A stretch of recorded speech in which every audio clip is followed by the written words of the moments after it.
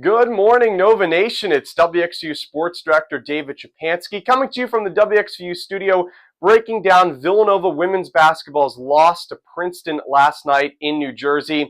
Villanova suffered their first loss of the season, Princeton 70, Villanova 61. And the Wildcats in this game, they were tied at halftime heading into the locker room, but Princeton had a really good third quarter. They went on a big run. They outscored Villanova by 10 points in the third quarter alone. And it was just too much for Villanova to overcome in that game last night. The Wildcats, 20 turnovers in this game. When you kind of break down their offense, even though they shot a little bit more than 33% from behind the arc, Villanova really after their top two players in this game, which were Jasmine Bosco and Maddie Weber. Maddie Weber, 23 points. Jasmine Bosco, 19 points. Now 37 points in her first two collegiate games. After that, Villanova did not have a whole lot of offense. Bronner Power Cassidy struggled a little bit in this game.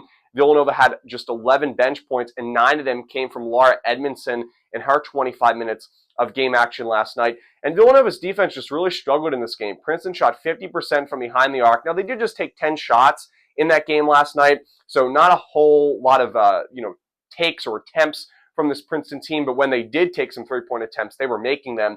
And they also shot over 43% from the field in this game against Villanova last night. So Villanova's defense struggled in this game, and the 20 turnovers, it was just too much for the Wildcats to overcome. And that's the thing about this Villanova team is, they don't really have a big star right last year. You saw Lucy Olson, Maddie Segrist before that, as we talked about that. And I think Jasmine Bosco and Maddie Weber can become, really good scorers in college basketball, and kind of both of them hopefully can become stars in this league. But Villanova just doesn't have a whole lot of depth underneath.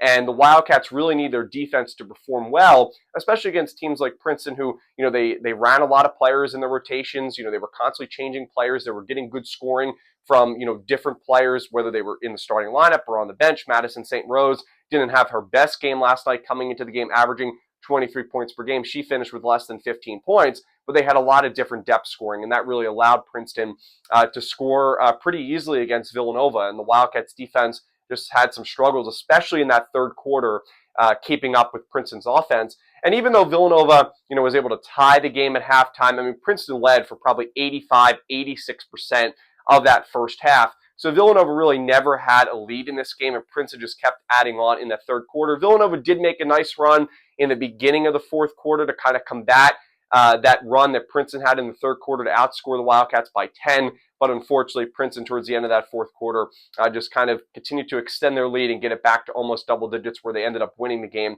by 9. Another kind of concerning stat for Villanova in this game was the rebounding. The Cats lost the rebounding battle by 10, so once again, struggles in the rebounding category. Now, they were better getting offensive rebounds against Princeton last night, but still, overall rebounding, we knew it was going to be an issue heading into this season. They don't have a whole lot of size, especially compared to other teams.